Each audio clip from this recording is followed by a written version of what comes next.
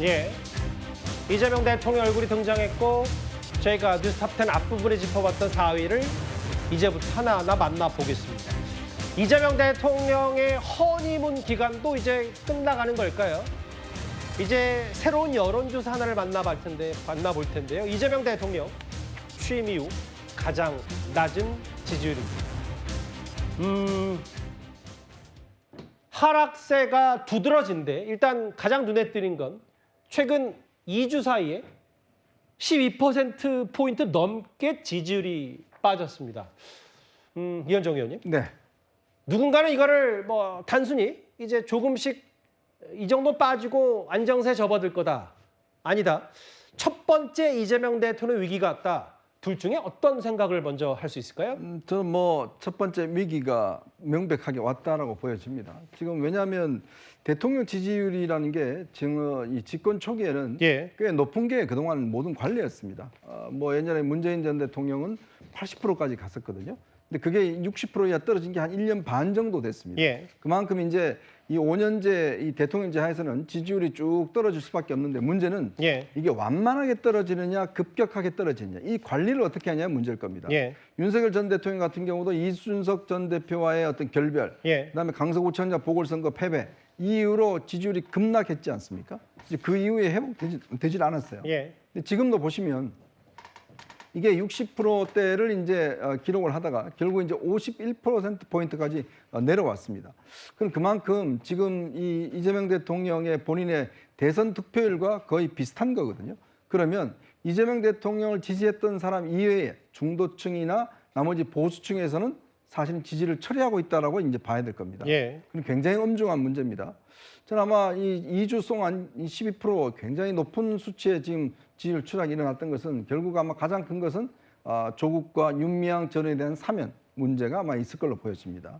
또 거기에다가 정청래 대표의 어떤 이 야당 대표와는 악수도 하지 않겠다는 거. 예. 그리고 최근에 어떤 인사를 통해서 보여줬던 이재명 대통령 본인의 변호인들을 대거 기용한 문제라든지 또 근본적으로는 지금 일단 주가 5천 시대를 예고했습니다마는 지금 이 양도세, 주식 양도세 문제와 관련해서 지금 논란이 있었지 않습니까? 예. 그리고 지금 국민 경제가 그렇게 좋지 않습니다. 예. 자, 좋지 않은 상황에서 글쎄요, 8.15 행사 이것도 저는 영향을 좀 미쳤지 않나 싶어요. 왜냐하면 이 취임식을 2번 하는 경우는 없거든요. 자, 그런 상황에서 대통령이 지금 집중해야 될 곳은 결국 국민의 삶과 이런 것들을 개선하는 쪽인데 통합을 해야 될 쪽인데 여당 대표는 계속 악수도 안 하고 저렇게 혼자 나오고 있고 알겠습니다. 또 대통령 반경제 반기업 입법들을 계속 밀어붙이고 있고 자, 이러다 보니 지지율이 지금 추락하는 게 아닌가 싶습니다. 이재명 대통령의 지난 대선 득표율이 49%였으니까 앞서 제가 말씀드렸던 뭐 허니문 기간도 끝낸 거 아니냐?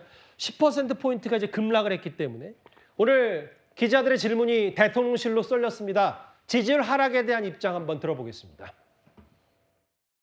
그 대통령 오늘 지지율이 50%대 초반대로 좀 허락했는데 이게 좀 대통령실에서는 어떻게 평가하시는지. 언제나 국민들이 바라는 바에 대해서 이재명 정부는 귀 기울여 가고 있고요. 국정 지지율이 2주 연속 어쨌든 하락을 하다 보니까 대통령실에서는 이 원인을 뭐라고 파악하고 계신지 궁금하고요. 국무회의에서도 관련 발언이나 보고 있었을지. 언제나 국민의 목소리라는 거는 어떤 방식으로 전해오든 귀 기울여 듣고 있고요. 뭐 시장에 가서 직접 듣는 목소리부터 뭐 편지라던가 혹은 온라인으로 전달되어 오는 여러 목소리 그리고 뭐 여론조사 다 경청하고 듣고 있습니다. 근데 강성필 부위원장님, 네. 이재명 대통령 지지율이 2주 새에 한 12%포인트 빠진 것보다 더 의미 있게 보는 사람들 중에 이게 있어요. 왜냐하면 우리가 국민의힘 전당대회, 이른바 전환기시 논란 때문에 잘하는 거 하나도 없고 여러 비판 목소리가 큰데도 불구하고 국민의힘은 되레 6%포인트 넘게 올랐고 민주당도 거의 그 15%포인트 가까이 빠졌다. 집권 여당, 정부 여당의 지지율이 같이 급락했다. 이게 더 문제다라는 시각도 있더라고요. 그러니까 사실 그 역대 정부에서 대통령이 특별 사면을 하면 예. 사실 항상 야당과 야당의 지지자들은 거기에 대해서 반발이 있어 왔어요. 예. 그래서 이제 민주당과 이재명 대통령도 사실 이번에 조국 전 대표와 윤미향 전 의원에 대해서 예. 사면을 할 때 어느 정도의 리스크는 예상했을 겁니다. 그런데 저희가 생각했던 것보다는 조금 더 많은 실망과 우려가 있었던 것 같고 예. 거기에 주식 양도세라든지 이춘석 의원의 어떤 차명 거래 주식 이런 것들이 조금 어친데 덕진격으로 더 크게 작용한 것 같은데 저도 개인적으로는 아무리 그런다고 하더라도 지금 국민의 상황이 사실 죄송한 말씀이잖아요. 사실 완전히 비정상적인 상황인데 국민의힘이 예. 그런 상황에서도 지금 오차범위 내까지 저렇게 지지율이 붙었다는 것은 저희 진영에서 상당히 깊게 검토해봐야 될 문제로 크게 부각하고 있다라고 생각을 하고 예. 여기에 대해서는 특단의 조치와 장기적 단기적인 조치가 꼭 필요해 보인다라는 걱정이 큽니다. 위기감이다. 뭐 이런 표현을 하신 것 같아요. 그러니까 대통령 지지율 혹은 집권 여당의 지지율도 10%포인트 넘게 빠졌다는 건 경각심을 가져야 된다. 아까 강주영 대변인은 이제 민심에 귀를 기울이겠다. 원론적인 얘기를 하긴 했는데 아까 이현정, 강성필 두 분이 말씀하셨던 아무래도 지지율이 이렇게 빠진 건 조국 전 대표의 사면이 악영향을 미친 것 같다. 이게 대체적인 시각일 겁니다. 그런데 정작 당사자인 조국 전 대표 생각은 좀 다른 것 같습니다. 제가 여론조사 전문가는 아닙니다만은 저의 사면도 영향이 있었겠죠. 한 n분의 1 정도의 영향이라고 저는 보입니다. 일부 언론이나 정치인들, 특히 국힘 쪽 정치인들은 그걸 n분의 1이 아니라 뭐 조국 사면 때문에 모든 지지율이 떨어졌다고 보던데 그건 제가 아무리 여론조사 원자료를 봐도 그건 아닌 것 같더라고요. 물론 저는 제가 일정한 기여를 했다면 그 점에 대해서는 제가 충분히 받아들이고 앞으로 저희 활동을 통해서 입증을 하도록 하겠습니다. 말이 뭐 중요하겠습니까? 말이 뭐 중요하겠습니까? 라고 마지막 말을 했습니다. 조 전 대표의 이 분석, 제 사면의 영향은 뭐 일정 부분 아니냐라는 n분의 1 표현 어떻게 들으셨어요? 근데 뭐 그 외에 여러 다른 사건들도 있었다라는 말 보면은 조국 대표가 보기에도 이재명 정부는 총체적 난국이구나. 정말 많은 일들이 3개월 안에 터졌구나. 예. 이렇게도 볼 수 있고 거기에 물타기를 하기에 n분의 1이라는 건 저거 대문자 n으로 써야 된다.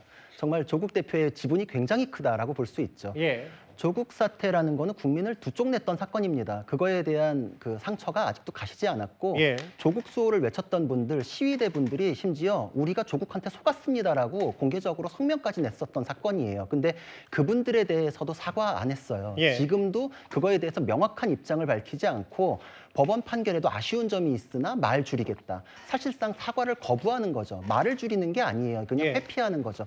지금도 뭐 제자라고 불리는 김태섭 의원 같은 경우에도 진행하다가 그거에 대한 명확한 입장을 조국혁신당에 물어봤는데 대답을 못해요. 이거야말로 정치인이 앞으로 나아가기 위해서 지금 현실 자기가 갖고 있는 리스크에 대해서 어떤 태도를 갖고 있는지 명확하지 않다라는 거는 앞으로 저분이 하는 거에 대해서도 아무것도 신뢰를 줄 수 없다는 거죠. 그냥 시간이 지나다 보니까 더 싫은 사람을 공격하는 것 때문에 반사의 이익을 얻어서 국회의원 배지를 달았다. 예. 이거 이외에 조국 대표가 자신이 벌린 일에 대해서 수습하고 잘못을 시인하고 용서를 구하고 이런 과정을 거치지 않은 거예요. 최근에 SNS에 대해서 관심도 많은데 그것도 혹여나 사과 멘트라도 올라올까 하는 그런 관심도 있을 거라고 예. 생각을 하거든요. 여전히 그거에 대해서 사과를 거부한다라는 것은 앞으로도 저분은 알겠습니다. 무슨 일에 대해서도 책임을 질 분은 아니다 이런 생각을 하게 만드는 부분입니다. 조국 전 대표의 정치활동 재개 그 주제는 아예 또 따로 저희가 별도로 준비를 해놨으니까 그때 한번 심층적으로 보기로 하고 최근에 일부 시선 중에 조국 전 대표와 정청래 대표의 기싸움 혹은 뭐 이재명 대통령과 정청래 대표의 기싸움 여러 가지 설왕설래들이 있으니까 아니 박찬대 대표가 원내대표가 대표됐으면 조국 사면 안 했겠냐? 난 이재명 대통령과 싸울 일 없다. 악의적 갈라치기다. 이렇게 본인 SNS에 직접 적은 정청래 대표인데 오늘도 야당의 송원석 원내대표와 함께할 바로 옆자리에 앉을 일이 있었습니다. 바로 김대중 전 대통령 16주기 추모식이 있었는데요. 이 자리에서도 이런 장면이 연출됐습니다. 김대중 대통령이 가장 강조한 것은 정치는 국민 생각이 중요하다. 방송 끝나고 가면서 정청래 대표에게 전화 한번 하려고 그래요. 오늘은 그래도 좀 좋은 모습으로 나올 것 같은 기대가 좀 드네요. 예. 글쎄요, 그랬으면 좋겠어요. 예. 민주주의가 다시 숨을 쉬고 서로 다른 생각을 지닌 이들의 몫입니다. 격동하는 위기의 시대에 불의와 타협하지 않는 김대중. 오늘 당신이었다면 진정한 용서는 완전한 내란 세력 척결과 같은 말이라고 말하셨을 것이라 확신합니다. 김대중 대통령님은 화합과 통합의 정치, 그리고 국민과 국익을 위한 헌신의 정치를 해오셨습니다. 국민의 편을 가르고 정치 보복과 진영 갈등을 반복해서는 결코 대한민국이 전진할 수 없습니다.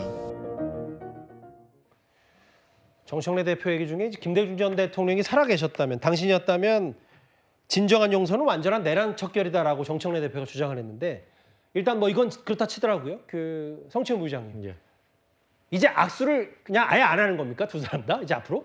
지금 그렇게 돼버렸는데 저는 오늘이 약수를 할 수 있는 기회였다고 보거든요. 그러니까 좀 아쉽습니다. 왜냐면은 저는 정청래 당대표가 야당의 대표와는 그러니까 악수하지 않겠다고 처음에 이야기했던 것들 그 취지는 이해를 합니다. 왜냐하면 지금 국민의힘 전당대회 자체가 윤석열 전 대통령과 절연하지 못하고 오히려 역으로 가고 있는 전환기 씨 같은 사람의 목소리에 좌지우지되고 있는 그런 모습들을 보면서 집권 여당의 당대표로서는 매우 우려 섞인 목소리를 전달할 수밖에 없고 경고성 섞인 메시지를 전할 수밖에 없죠. 저는 그래서 그 취지에는 공감하나 지금 전당대회 아직 진행 중이잖아요. 그러니까 송원석 원내대표 겸 비대위원장 같은 경우에는 그래도 윤석열 전 대통령과 절연하는 이 사람 당 나간 사람이다. 전당대회 때 그런 사람을 얘기하지 말라라고 공식적으로 얘기를 했잖아요. 그럼 국민들이 느끼시기에 그런 정청래 당대표의 경고성 메시지에 공감을 한다 하더라도 그런데 왜 송원석 원내대표와는 악수하지 않지? 라는 생각을 하실 수 있거든요. 그렇기 때문에 저는 사실 얼마 전에도 당 원로들로부터 정청래 당대표가 좀 조언을 듣기도 했고, 그리고 제가 아까 말씀드린 것처럼 그 김대중 대통령의 추도식이었다면 김대중 대통령은 본인을 죽이려고 했던 사람들마저도 그 세력들마저도 용서했던 사람 아닙니까? 그렇기 때문에 그런 차원에서라도 오늘이 좀 악수를 하고 좀 여당 대표로서의 좀 품는 모습을 보여주기에 뭐 아주 적절한 기회였다고 보는데 이 기회를 지금 어떻게 보면 날려버린 거거든요. 저는 이후에 또 언제 또 이 송원석 원내대표를 만날 기회가 있을지 모르겠습니다만 없으면 만들어서라도 미안하다.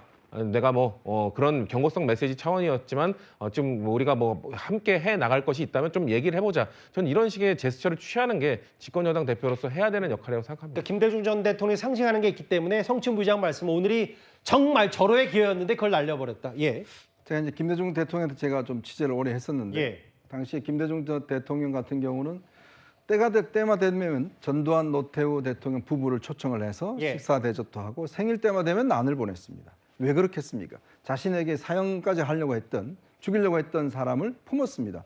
그는 그 뒤에 있는 국민들을 봤기 때문에 그런 거거든요. 지금 송원석 원내대표 혼자인 건 아닙니다. 즉 국민의힘을 지지하고 있는 많은 국민들이 있습니다. 지금 정청래 대표가 잘못하는 건 뭐냐면 그 국민들을 전부 다 외면하고 있다는 것이죠. 그 대통령 지지율도 꽤 이 주사에 많이 빠졌고, 그게 뭐 조국 전 대표 영역이든 뭐 정청래 대표 영역이든 정부 여당은 위기일 텐데 정청래 대표는 이제 본인의 심지가 굳은 것 같아요. 본인의 추구하는 방향대로 가겠다. 그런 거의 연장선상인지 모르겠는데 구자령 변호사님, 조국 전 대표와 함께 이번에 광복절 특사에 포함된 사람이 바로 최강욱 전 의원인데 착하게 살겠다. 최강욱 전 의원이 민주당에서 당직을 맡은 모양입니다. 그렇죠. 지금 교육연수원장에 임명될 거다 이런 보도가 나왔는데 민주당에서는 교육에 적합한 인물로 보시는지 저는 굉장히 의아하거든요. 제가 보기엔 정말 부적절한 인물인데 사면이라는 게 기왕의 그 범죄 사실관계를 제거해 주는 게 아닙니다. 범죄는 있었고 그 이후에 법적인 권리를 회복시켜주고 반성하면서 살라 뭐 이런 취지거든요. 근데 최근에 이 사면 논란과 관련해 가지고 많이 이제 회자됐던 게 뭐 어린이날에 성범죄자 사면해 주는 꼴이다 이런 얘기도 많이 나왔는데 그 사람을 사면했다 쳐요. 그리고 나서 그 사람이 다시 어린이 교육시설에 취업해 가지고 일할 수 있다. 이건 난리 나는 문제겠죠. 그러니까 교육하고 어울리지 않는 사람, 부적격한 사람을 민주당에서는 왜 그 자리에 꼽는가. 그리고 이번은 그 사면 논란뿐만이 아니라 당원권 정지의 징계를 받았던 분이에요. 이번에도 민보협이라는 민주당 보좌진 협의회에서 성희롱 피해를 입었다라고 해서 그때 유명했던 짤짤인지 뭐 쌍디귿인지 이래가면서 논란이 굉장히 많았었는데 그런 것만 가지고도 사실 민주당 보좌진에게도 상처를 줬던 분이거든요. 이런 분이 당원의 교육을 맡는다. 교육에는 정말 부적절함에도 불구하고 당직을 보란 듯이 맡기는 건 정청래 대표의 좀 오만함이 보이는 거 아닌가. 지금 우리 강성 지지층의 소구하는 더 센 거 이런 식으로 나아가겠다. 그리고 나서 우리가 공고히 합쳐졌을 때 중도에 있는 한 20-30% 정도는 어차피 내란 척결 이렇게 계속 주장하면 상대방 쪽으로는 못 가겠지. 알겠습니다. 이런 오만함이 있는 건데 국민에 대해서 낮은 자세에서 정부 여당이 가져야 될 책임이 아니라 정말 야당하던 방식 그대로 가는구나. 이거는 중도가 어디로 가겠어라는 예. 오만함이 보이는 거기 때문에 이렇게 하면은 지지율이 금방 빠질 거다 이렇게 생각합니다. 강성필 부위원장님, 그러니까 구 변호사의 지적 중에는 여론조사 저렇게 빠지는데 또 거기에 악영향을 미친 것처럼 비춰질 수 있는 최강욱 전 의원을 당직을 주는 게 맞느냐, 이거는 오만한 거다라는 취지는 어떻게 받아들이시겠어요? 저는 그 최강욱 전 의원이 저희 당원들에게 상당히 인기가 있어요. 예. 그렇기 때문에 당원들에게 인기 있는 분들이 권리당원을 교육을 책임지는 자리에 가는 것이 뭐가 잘못됐습니까? 예. 그럼 저분이 뭐 당원과 관련해서 잘못한 것도 아니고 다른 문제인 거잖아요. 그렇기 때문에 예. 저희 민주당의 일은 저희가 알아서 잘하겠다. 하지만 중도층이 그렇게 우려할지는 두고 볼 일이다. 하지만 그런 민심의 변화가 일어난다면 또 저희가 겸허하게 받아들이는 입장도 예. 필요하다. 그렇게 보입니다. 대통령 지지율 취임 이후 최저치입니다. 저희가 준비한 4위 집권 여당의 고민 얘기까지 하나하나 짚어봤습니다.